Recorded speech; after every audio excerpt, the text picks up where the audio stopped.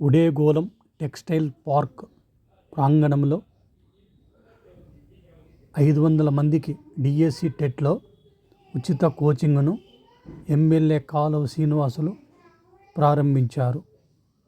ముఖ్య అతిథులుగా కళ్యాణదుర్గం ఆర్డీఓ రాణి సుష్మిత హాజరై ఉచిత కోచింగ్ తరగతులను ప్రారంభించారు.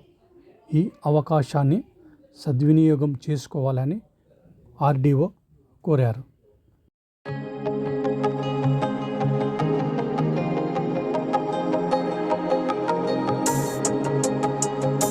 సంతోషం. తొలి రోజే మీరందరూ ఎంతో శ్రద్ధగా సకాలంలో ఈ శిక్షణా కార్యక్రమానికి హాజరై ఇక్కడ అధ్యాపకులు చెప్పే అంశాలను ఆకలింపు చేసుకొని వాటి లోతుపాతులను అధ్యయనం చేసి పరీక్షల్లో ఉత్తీర్ణత సాధించడానికి పట్టుదలగా ఉన్నారనిపించింది. దానికి మీ అందరికీ మరోసారి నమస్కారాలు. ఆర్డీఓ గారు ఆమె సాధించిన విజయాలు కానీ ఇప్పటిదాకా సాగించిన తన ప్రస్థానాన్ని క్లుప్తంగా మీకందరికీ తెలియజెప్పారు.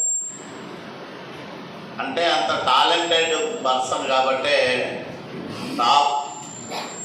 స్టేట్లోనే టాప్ పొజిషన్లో ఆమె ఉత్తీర్ణత సాధించింది. అట్లాంటి పట్టుదల ఉండాలి ప్రతి ఒక్కరిలో.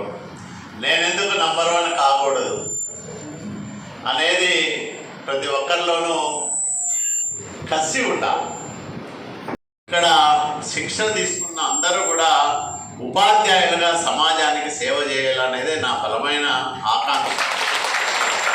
2016లో కూడా గ్రూప్స్కి కోచింగ్ ఇప్పించాం.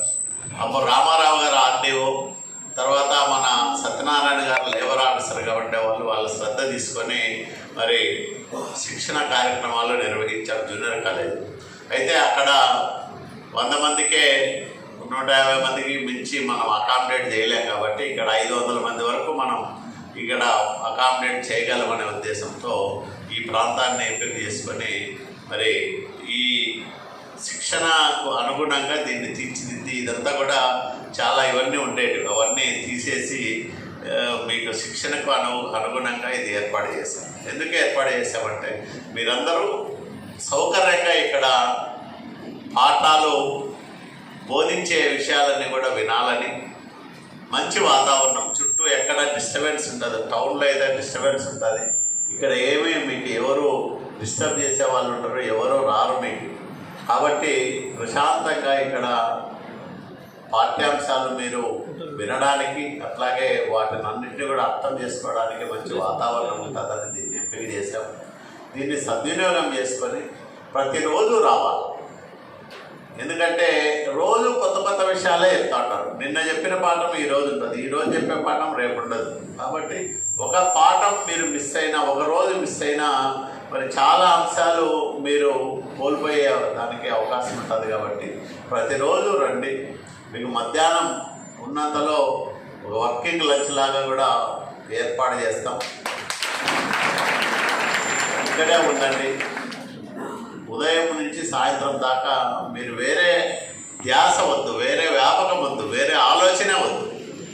కేవలం ఇక్కడ చెప్పేదాన్ని వినండి, మీకు వచ్చే డౌట్లను క్లారిఫై చేసుకోండి, బాగా తర్ఫీదు కాండి, ఇంటికి పోయి వాటిని మరొకసారి మననం చేసుకోండి.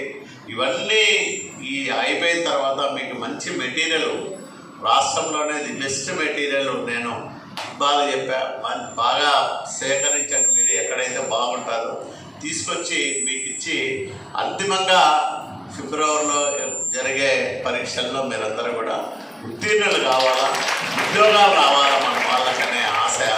నా ఆశను నెరవేర్చాలని ఇంతమంది కష్టం, చాలామంది దీని వెనకాల కష్టపడుతున్నారు.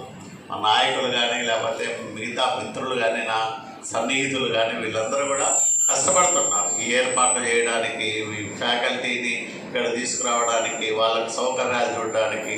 ఇవన్నీ కూడా ఏర్పాట్లు చేస్తున్నాం. ఎందుకు చేస్తున్నామంటే మీరు బాగుండాలా, మంచి వాతావరణంలో శిక్షణ పొందాలా. ఖచ్చితంగా మీరు ఉపాధ్యాయులు కావాలనేది. కాబట్టి మీరందరూ కూడా మీ జీవితాల్లో బాగా రాణించాలని, మీ కుటుంబాలకు, మీ బంధువులకే కాకుండా సమాజానికి కూడా మీ సేవలు ఉపయోగపడాలని మనసారా కోరుకుంటూ, మరి ఈ అవకాశాన్ని సద్వినియోగం చేసుకోమని పదే పదే మిమ్మల్ని కోరుతూ మీ అందరి దగ్గర